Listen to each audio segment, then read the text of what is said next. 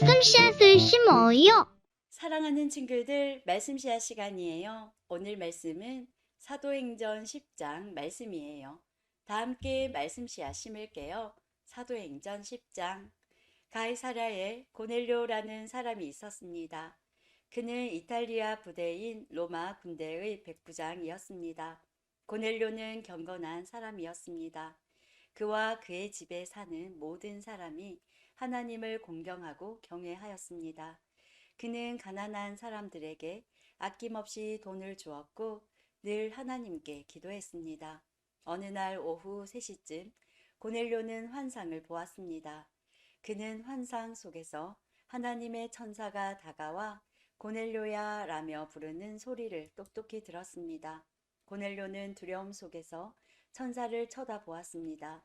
고넬료는 주님 무슨 일이십니까? 라고 물었습니다. 천사가 대답했습니다. 하나님께서 내 기도를 들으셨다. 내가 가난한 사람들을 도운 것을 보셨으며 너를 기억하셨다. 지금 사람을 욥바로 보내어 베드로라고 하는 시몬을 모셔오너라. 그는 가죽 제품을 만드는 시몬이라는 사람의 집에 묵고 있는데 시몬의 집은 바닷가에 있다. 자기에게 말하던 천사가 떠나가자 고넬료는 하인 2사람과 자기 부하 중에서 경건한 군인 1사람을 불렀습니다. 고넬료는 그들에게 모든 일을 이야기해 준 뒤에 그들을 욥바로 보냈습니다.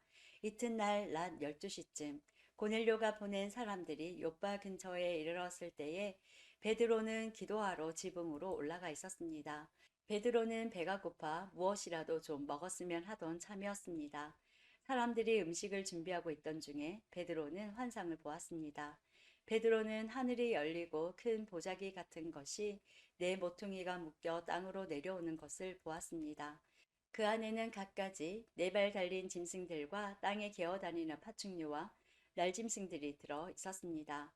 그때 베드로에게 음성이 들려왔습니다. 베드로야, 일어나 그것들을 잡아먹어라. 이에 대해 베드로는 주님, 그렇게는 못하겠습니다. 저는 속되거나 부정한 것을 지금까지 먹은 적이 없습니다. 라고 대답했습니다. 2번째로 음성이 들려왔습니다. 하나님께서 깨끗하게 하신 것을 속된 것이다 라고 하지 마라. 이런 일이 3번 있은 뒤에 보자기는 즉시 하늘로 올라갔습니다. 자기가 본 환상이 무슨 뜻일까 하고 베드로가 곰곰이 생각하고 있을 때 고넬료가 보낸 사람들이 시몬의 집을 찾아와 문 앞에 서 있었습니다. 그들은 문 밖에서 베드로라는 시몬이 여기 계십니까? 라고 소리쳐 물었습니다. 베드로가 아직 그 환상에 대해 생각하고 있는데 성령이 베드로에게 말씀하셨습니다. 시몬아, 3사람이 너를 찾고 있다. 일어나 내려가거라. 그들은 내가 보낸 사람들이니 주저하지 말고 그들을 따라가거라. 베드로가 그 사람들이 있는 곳으로 내려가 말했습니다. 내가 그대들이 찾는 사람입니다. 무슨 일로 오셨습니까? 그 사람들이 이렇게 대답했습니다. 저희는 고넬료라는 로마 백부장이 보낸 사람들입니다. 고넬료는 의로운 사람이며 하나님을 경외하는 사람입니다. 그는 모든 유대인들에게도 존경을 받는 사람입니다. 한 거룩한 천사가 고넬료에게 당신을 집으로 모셔다가 당신이 하시는 말씀을 들으라고 분부하였습니다. 그러자 베드로는 그들을 집 안으로 불러들여 묻게 했습니다. 이튿날 베드로는 자리에서 일어나 그들과 함께 고넬료의 집을 향해 출발하였습니다. 욥바에서 온 형제 몇 명도 베드로를 따라갔습니다. 그들은 다음 날 가이사랴에 도착했습니다. 고넬료는 친척과 친구들을 불러놓고 베드로를 기다리고 있었습니다.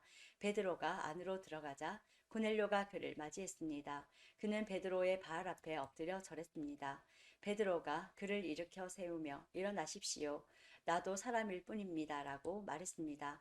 베드로가 고넬료와 말하면서 집 안으로 들어가 보니 사람들이 많이 모여 있었습니다. 이들을 향해 베드로가 말했습니다. 여러분도 잘 아시겠지만 유대인이 이방 사람을 사귀거나 그의 집에 찾아가는 것은 유대법에 어긋나는 일입니다만 하나님께서는 저에게 어떤 사람도 속되거나 부정하다고 해서는 안 된다는 것을 보여주셨습니다. 그래서 여러분이 저를 불렀을 때 이 일을 제기하지 않고 따라온 것입니다. 자, 무슨 일로 저를 부르셨는지 말씀해 주십시오. 고넬료가 말했습니다. 4일 전 이맘때쯤, 그러니까 오후 3시쯤에 집에서 기도하고 있는데 갑자기 눈부신 옷을 입은 사람이 제 앞에 서 계셨습니다. 그는 고넬료야, 하나님께서 내 기도를 들으셨고 내가 가난한 사람들을 도운 것을 하나님께서 보시고 너를 기억하셨다. 지금 사람을 욥바로 보내어 베드로라고 하는 시몬을 모셔오너라. 그는 가죽 제품을 만드는 시몬이라는 사람의 집에 묵고 있으며 시몬의 집은 바닷가에 있다라고 말씀하셨습니다. 그래서 나는 곧 당신에게 사람을 보냈습니다. 그런데 이렇게 와 주셨으니 참 잘하셨습니다. 이제 우리 모든 사람은 주님께서 당신에게 하라고 명령하신 모든 말씀을 들으려고 하나님 앞에 모였습니다.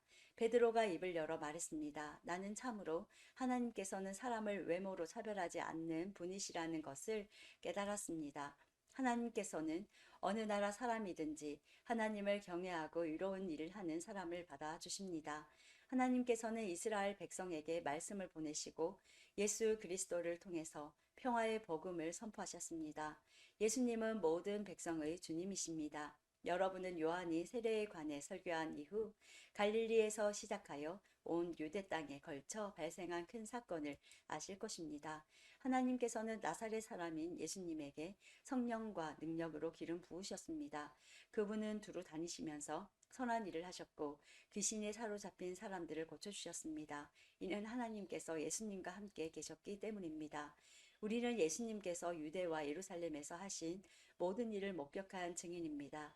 사람들은 예수님을 나무에 매달아 죽였지만 3일째 되는 날에 하나님께서는 이 예수님을 죽은 자 가운데서 다시 살리셔서 사람들 앞에 나타나게 하셨습니다. 그러나 예수님께서 모든 사람들에게 나타나신 것이 아니라 하나님께서 이미 증인으로 택하신 우리들에게만 보이셨습니다.